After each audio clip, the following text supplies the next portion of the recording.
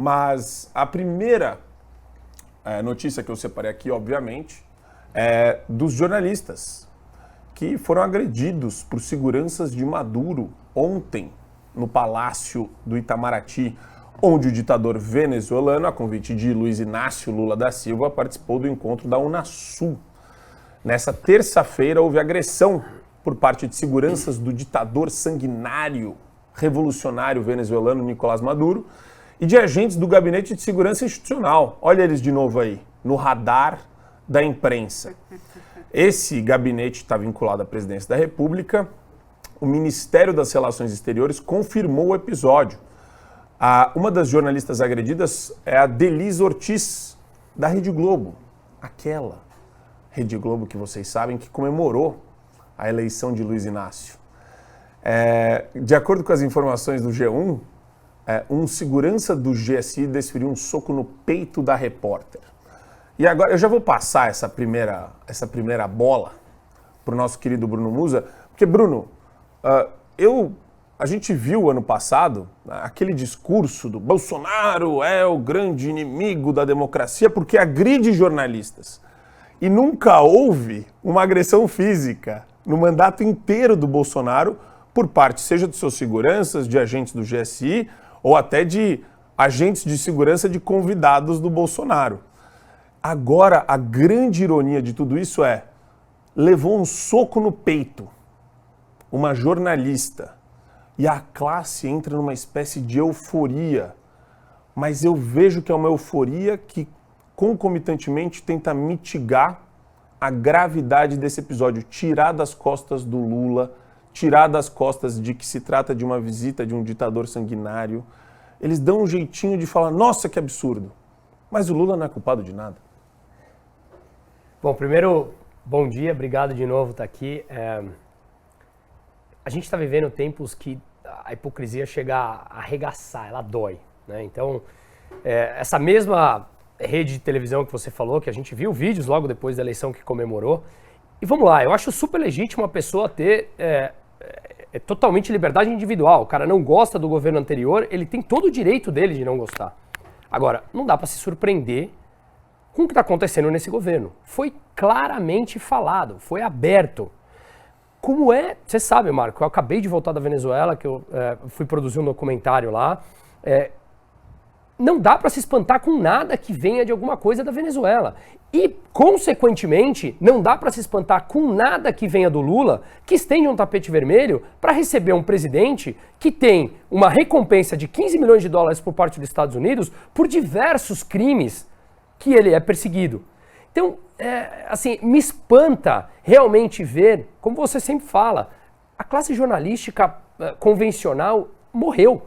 Você percebe que hoje as pessoas, com programas como o teu aqui, com uma audiência gigante, ou com cada um com seu próprio celular, percebe que aquilo é carregado de uma hipocrisia. Eles fizeram de tudo para reeleger o cara que hoje é presidente do país. Esse cara que é presidente do país recebe um ditador com tapete vermelho.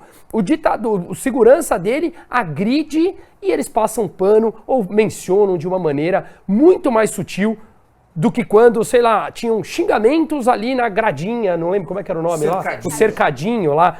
É uma coisa que às vezes me falta até palavra para tentar explicar o grau de hipocrisia que a gente está vivendo.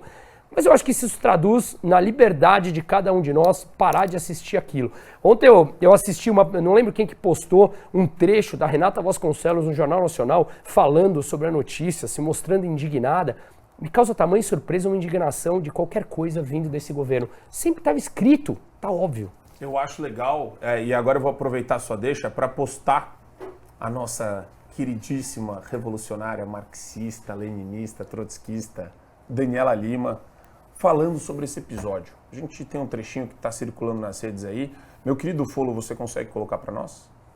Gente, foi como está claro na fala do Lacagepou, pegou muito mal, a repercussão foi horrorosa. Aqui dentro, lá fora, a gente trouxe isso para vocês, piorou o clima no Congresso, como eu disse ontem, presidente de partido falando não ajuda em nada. A militância mais arraigada pode gostar. Ontem eu vi gente falando, não, Lula está fazendo isso para acenar para o seu eleitor. Você realmente acha que o pobre da periferia está preocupado se Maduro vai ter tapete vermelho ou não? O Lula ganhou a eleição com votos mais pobres. O que ele está fazendo é recrudescer uma bronca da classe média, que é histórica com o PT, num ponto que não vai agregar a ele uma vírgula política. Agregar é trazer algo que você não tenha. Não vai agregar. E sobre isso eu fui falar também com as fontes hoje no Palácio do Planalto. E bom, até os aliados dizem, o Lula está procurando a casca de banana, pisa na casca de banana e sai escorregando na casca da banana. Né? O discurso é o seguinte, olha, ninguém achou muito bom não. Para você ter uma ideia, a recepção que o Lula ofereceu ao Maduro, isso me disse a fonte, é maior do que ele ofereceu a Olaf Scholz. Quem é Olaf Scholz? É o chanceler, é o chefe do governo alemão. A maior é...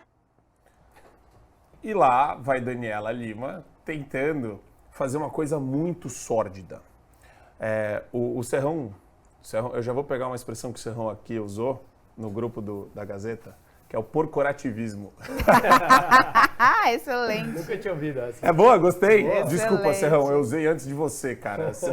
Mas eu atribuí a origem, a fonte. Porcorativismo. E o porcorativismo, ele se expressa de maneira tão sórdida aqui, que é o seguinte, minha querida Geisiane. Olha como eles brincam com análise. No caso da Daniela, ela está tirando toda a relevância do que é de fato que está acontecendo, que receber um ditador sanguinário é uma expressão do seu mau caratismo, certo? Uma coisa é você negociar contratos comerciais com parceiros que são fundamentais para o Brasil e ter uma distância do ponto de vista ideológico com as ditaduras. Não passar pano para ditador, não ostentar discurso de ditador como se normal fosse. Não querer falar que é uma construção de narrativa que a Venezuela é uma ditadura sanguinária, que é o que o Lula faz. São duas coisas muito simples. É imoral. Você ter negócio com a China é necessário para o escoamento da produção de grãos e de alimentos do Brasil. Ter negócio com a Rússia com relação a fertilizante é necessário, porque o nosso mercado nacional não consegue prover essa tecnologia em larga escala. Agora, quando você fica ostentando, se o Bolsonaro chegasse e falasse, pô, Putin é um puta cara legal, cara do bem, ou Xi Jinping, um cara decente, né? Kim Jong-un, aí, pô, qual que é a régua moral desse cara? Então, fica muito claro, e aí passando a bola para você, Geisiane, que o Lula, a galera da centro-esquerda sórdida, quer dar esse discurso de, veja bem, é um chefe de Estado e, portanto, é uma maneira pragmática dele olhar para uma liderança regional da América Latina. Quando, na verdade, a gente sabe que o Lula tem interesses específicos com ditadores vizinhos e não vizinhos. Pois é, bom, o primeiro ponto é que o Bruno colocou muito bem aqui a situação. O Bolsonaro, primeiro que o Bolsonaro, ele, de uma maneira meio bagunçada, sem a menor sombra de dúvida, mas ele se comunicava todos os dias com o eleitorado dele lá no cercadinho, ele ia e respondia, inclusive ele protagonizou ali alguns desentendimentos com jornalistas da própria Globo, né? Sempre rolava ali um desentendimento porque ele os jornalistas tinham acesso direto ao Bolsonaro, não passava por uma assessora, pela esposa, nada, era direto com ele. E aí, durante os 4 anos de governo, a gente sempre ouviu que o Bolsonaro tinha um discurso violento e que isso fomentava todo e qualquer crime dentro da sociedade brasileira. A narrativa era essa. Ontem, a própria esquerda viu com os próprios olhos que há uma diferença clara entre o que é de fato a violência e o que é uma narrativa que a esquerda impõe que é uma violência. Tá aí o segurança empurrando, batendo, dando soco, enfim, seja lá qual foi o tipo de agressão que ele fez com a jornalista da Globo. A vida cobra, não é mesmo? E aí, nesse caso, a vida cobrou de maneira rapidíssima. Sobre essa jornalista, a Daniela Alves Lima, Daniela Lima, primeiro que ela é muito ruim, assim, toda vez que ela vai falar, ela começa se atropelando, e eu acredito que ela se atropela tanto, porque a mente dela tem que pensar muito rápido para ver quais são as mentiras que ela vai contar ali ao vivo para o público da CNN. Então ela fica meio atrapalhada ali, sempre no começo das falas dela, dá uma gaguejada e fala umas coisas completamente absurdas. E veja só como a imprensa é o partido, é o puxadinho de partido político, como muito bem colocou Alexandre de Moraes semana passada. Mas a imprensa é o puxadinho do partido político do PT. Ontem, a Danúzia falou na Globo que não tinha problema o Lula ser amigo do Maduro. Como eu disse aqui para vocês ontem, claro que tem um problema. Você é amigo daquelas pessoas que você compartilha valores e princípios. Então é óbvio que existe um problema ser amigo de um ditador. Isso está claro, isso é evidente. Hoje, a Daniela Lima fala que não, mas olha, veja bem, mas ele está escorregando em casca de banana. Quem votou nele é o pobre. O pobre não se importa com isso. A própria Daniela Lima entrega como funciona o PT. Ele te mantém na pobreza e te mantém desinformado a respeito do que é de fato uma ditadura, a respeito da gravidade das coisas, para que você continue votando nele, para que você continue sendo eleitorado, e aí ao mesmo tempo você acusa todo mundo de que não, eles é que são conspiracionistas, eles é que são extremos. Eu posso ser amigo de ditador, imagina, o Lula pode ser amigo de ditador, ele pode ser amigo do Maduro, ele pode trazer o Maduro para cá, recepcionar como um rei, mas não tem problema, isso é só uma escorregada, isso, sempre em nome da democracia, mas é só uma escorregada numa casca de banana. Não é escorregada na casca de banana, é a bananeira inteira, isso é um absurdo. E a imprensa está em conluio com uma ditadura. Mas o plot twist dessa história é que ditadura, ela não tem lealdade com absolutamente ninguém, somente com o tirano e com o discurso dela. Quando você discorda um pouquinho que seja, imediatamente você é lido como inimigo para essa ditadura. É assim que funciona um regime tirano. Então, do mesmo jeito que essa jornalista aí da Globo já tomou uns supapos do segurança do Maduro, muito em breve, do jeito que as coisas andam, toda essa imprensa que agora está em conluio, então CNN, Globo News e assim por diante, todos esses jornalistas, todas as Danielas Limas que ocupam esses veículos de comunicação, muito em breve também serão perseguidos pelo regime ditatorial que eles, porcos, que ficam chafurdando na lama da esquerda, ajudaram a fomentar. Não vou dar o nome, depois eu falo aqui quando a gente acabar, a gente tem um amigo em comum, que essa jornalista mora no prédio. E ele pensa como a gente, e ele fala que ela entra no elevador maio de 23, ela entra de máscara até hoje. Nossa. E não dá bom dia pra ele. Então isso esse talvez é um indício. Esse é um total indício da debilidade cognitiva que e o que sabe que é engraçado? E ela deve achar, assim, ela deve ter certeza absoluta, não é que ela acha, ela deve ter certeza absoluta que ela é um ser humano superior, porque ela ainda usa máscara, porque não, eu que não me misturo com você, eu sou um ser humano elevado. Inacreditável. E o cara é uma pessoa super escrota, ainda tem isso, tem essa parte. Opa, meu. Bom dia, Geisiane. Bom dia, é a chuva, eu Deixa eu te falar. chuva. Eu percebi. Eu quero aproveitar que o Bruno está aqui. O Bruno participou do documentário do Brasil Paralelo sobre a Venezuela. E depois a gente vai passar o clipe, que ele falou que ficou fenomenal. Eu vi também, achei incrível. Mas, vou jogar uma pimentinha, Brunão, nessa discussão, que a gente fica se perguntando, e a imprensa deveria fazer essas perguntas. Eu vejo que a imprensa toda hora fica preocupada com o que é irrelevante. A pompa e circunstância com a qual o Nicolás Maduro foi recebido é um problema, ontem a gente comentou aqui, o pessoal do G1 falando, é um problema do cerimonial. Lula não era a intenção dele, espero, né, que não seja, mas se foi, ele errou. Então, eles jogam como se só fosse um problema de como ele foi recebido, né? Como foi recebido um ditador. E, na verdade, para mim, vai muito além disso. Quando eu recebo um ditador na minha casa, eu quero fazer um programa de capacitação de pequenos ditadores do meu gabinete. Eu quero ensinar para o Flávio Dino como massacrar a imprensa opositora. Eu quero ensinar como calar políticos de oposição, como aparelhar melhor o poder judiciário. É uma masterclass de ditadura que o Nicolás Maduro veio dar para a equipe do Lula, de Luiz Inácio Lula da Silva. E mais, veio pedir grana pra gente. E todos os trouxas petistas que estão aí defendendo o ditador, que já mostra o seu mau caratismo, também são burros. Consequentemente, eles são idiotas úteis na definição de Olavo de Carvalho, porque aqui, meus queridos, e aqui eu quero que você coloque, Folô, a matéria da Revista Oeste, quanto a Venezuela deve ao BNDES. Ele não cumpriu os acordos firmados com o Brasil, ele deve já ao BNDES o valor de aproximadamente $1 bilhão. Em razão desse encontro do Lula com o Nicolás Maduro, essas manchetes voltaram à tona. E os números mostram que a Venezuela tem que pagar 170 milhões diretamente ao BNDES de dólares e outros 903 milhões ao Fundo Garantidor de Exportações, FGE, vinculado ao Ministério da Fazenda. A gente está falando, Brunão, de 5 bilhões de reais. Esse dinheiro, não existe dinheiro público, como diria a nossa querida Margaret Thatcher. Existe dinheiro do pagador de imposto. E esse dinheiro não tem coloração partidária. Ele sai do seu bolso também, meu camarada petista.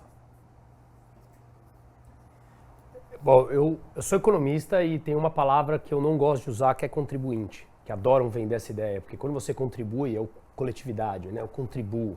Você não contribui nada, primeiro porque tomam de você, então é coercitivo, né? Então é imposto mesmo. Então não é dinheiro público, é dinheiro de pagador de imposto que você não tem opção, por mais que você não queira usar aquele determinado nível de serviço. Mas é uma afronta tudo isso, né, Marcão? É uma afronta tudo isso, porque como você começou falando que a imprensa passa pano ali, dá importância do micro e esquece de falar do macro, porque eu sabe que o macro que está acontecendo é extremamente grave. Então, poxa, eu vivi lá, você falou que vai passar aqui o teaser do documentário daqui a pouquinho, eu vivi lá, eu convivi com famílias, passamos 2 dias na maior comunidade carente, que é Petare, que é a maior favela da América Latina, com 1 milhão de habitantes, 3,5 vezes maior do que a Rocinha. Então, eu convivi com famílias, com pessoas que, por conta de um regime ditatorial, eles tiveram, faz 5, 6, 10 anos que eles não veem suas famílias, que eles não veem seus filhos. Ou seja, por conta de um poder político, você destrói famílias, destrói sonhos, destrói oportunidades de pessoas que poderiam ter sido brilhantes para contribuir com o todo e não contribuíram. Então, e aí essa pessoa, aí a imprensa daqui dá importância à forma como ele é recebido, esse cara não deveria ser recebido, esse cara tem que ser preso, tem uma recompensa nos Estados Unidos por $15 milhões para prender um dos maiores ditadores da atualidade. Não tem como a gente ficar passando pano para isso. Não tem como sair impune. Não tem como, por mais marxista, leninista, trotskista, como você falou, ou por mais seja esses isentões que, desculpa, contribuíram para isso que está acontecendo nesse país, porque justamente estava sempre muito claro. Talvez a primeira vez na história que o Lula não mentiu para ele, não mentiu. E ele foi extremamente claro, caiu quem quer. Mas eu posso fazer uma reflexão na linha do que você está falando? Por favor. A esquerda é perfeita na guerra Desculpa, semântica. Mas na Venezuela esses mas dias, eu tô assim, eu me vem aquele rosto daquelas crianças, daquelas famílias, Sim. E isso me impactou demais. Mas na guerra semântica, que a esquerda surfa muito bem, eles conseguiram banalizar a palavra ditadura e ditador. Claro. Todos os dias, Bolsonaro genocida, ditador. Bolsonaro genocida, ditador. Bolsonaro genocida, ditador. Por que isso é método? Porque quando vem um ditador de verdade e a gente fala ditador, as pessoas não entendem a gravidade e a relevância disso. Elas acham que isso é um discurso político partidário. Perfeito. Então, parece que é mais forte chamar o cara do que ele é. É um terrorista. É um terrorista. É um criminoso. Parece que se você chama de terrorista, criminoso, né? Crime contra a humanidade, terrorista, parece que a gente sai do jogo semântico da esquerda e talvez algumas pessoas entrem na concepção do que está acontecendo. Né, Gisele? Eu acho que você é bem otimista, Marco. Não sei, eu tô aqui... É uma técnica, Não, existe de fato a guerra semântica, porque na verdade todo domínio ele vai começar pela linguagem, isso é um fato. Eu preciso te dominar pela linguagem, porque a linguagem ela tem o poder de sensibilizar ou dessensibilizar a pauta, e toda ditadura vai usar isso. A exemplo daqui do Brasil. Então eu dessensibilizo uma parte da população em relação a outra parte. Então eu falo que você é bolsonarista, que você é genocida, que você é fascista e assim por diante. E aí quando eu for quando eu for rígido, quando eu for truculento, na verdade, com você, seja por força da lei, por força de alguma instituição ou uma violência física efetivamente, as pessoas, o entorno já estarão dessensibilizados em relação a um determinado grupo. Então ela não vai perceber que aquilo dali é uma manobra ditatorial, porque ela já perdeu a sensibilidade em relação àquilo. Afinal de contas, ele merece, ele é bolsonarista, ele é ultradireitista, ele é ultracatólico e assim por diante. Então, de fato, a linguagem tem esse sistema de sensibilizar ou dessensibilizar as pessoas em relação a determinadas pautas. Posto isso, será que ele não veio aqui o Maduro negociar a dívida, falar que vai pagar? Eu acabei não mencionando isso, mas essa é uma técnica de arte de guerra, né? Quando você desumaniza a outra pessoa do outro lado, você chama e faz o que você quiser. Exato. Então, agora, essa dívida... Porque eu coloco o meu... na verdade, a culpa é minha, mas eu coloco em cima de você. Claro, eu estou te batendo... É tipo um relacionamento abusivo. Quando você desumaniza, você pode fazer o que você quiser com o outro. Você faz o que você quiser com um relacionamento abusivo. É o marido que bate na mulher e fala, não, mas eu te bati porque você mereceu. Exato. Claro. E a prioridade do governo é normalizar a ditadura venezuelana. Sim. É falar que é uma narrativa, não é cobrar a dívida dos caras. Isso. Claro. Então é o seguinte, se bobear não, né? Se depender do Lula e da equipe dele, dane-se a dívida. Quem vai pagar é você, ô sindicalista trouxa. Que é o que você falou, são petista, 5 bilhões. Tá? Sindicalista petista trouxa. Exato.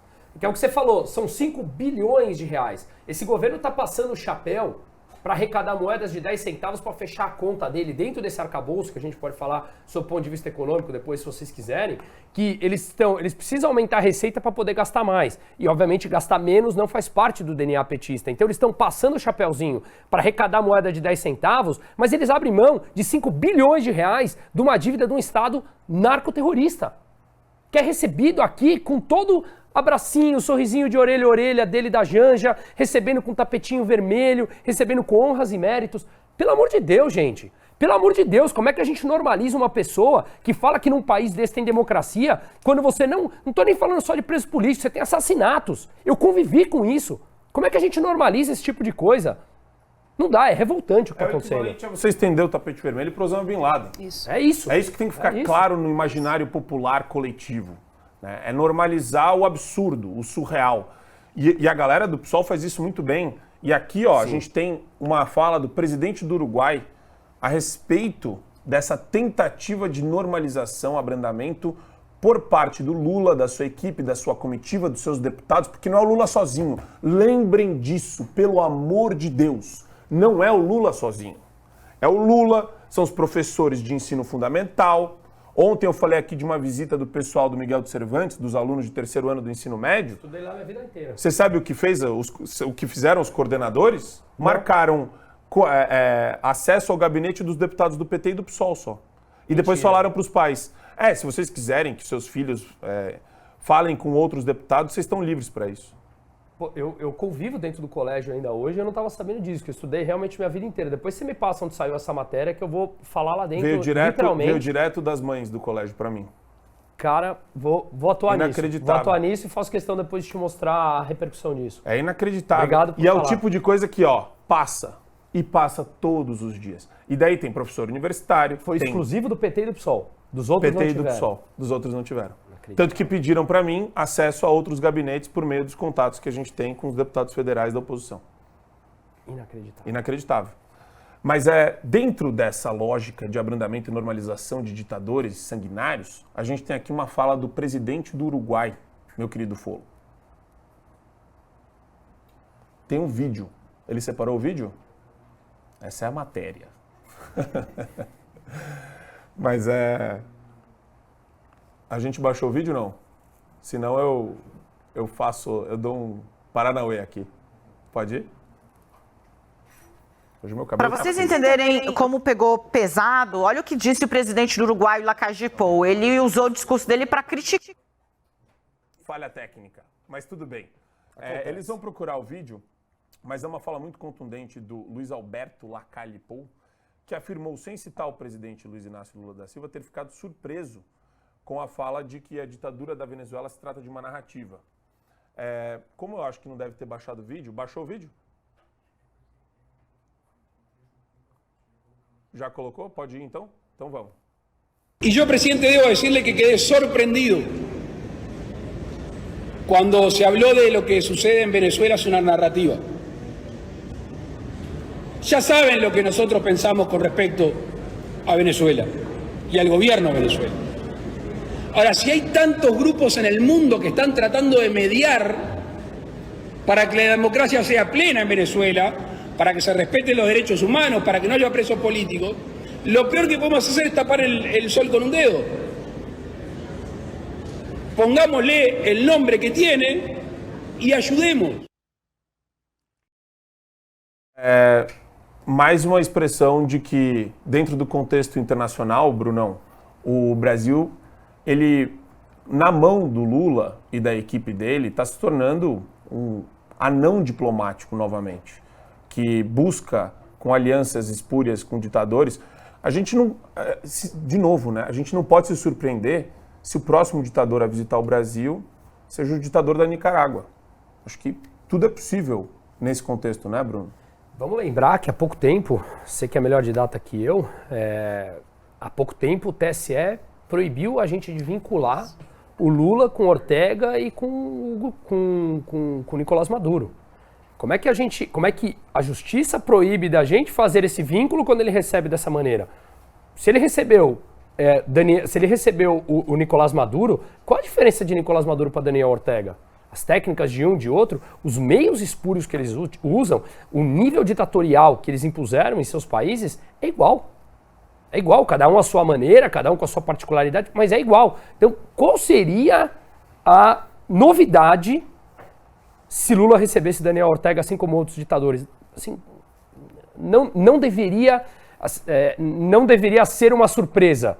Claro que seria mais um tapa na nossa cara da população de bem, mas não dá para duvidar mais nada desse governo. Não dá para duvidar mais absolutamente nada do que possa vir desse governo.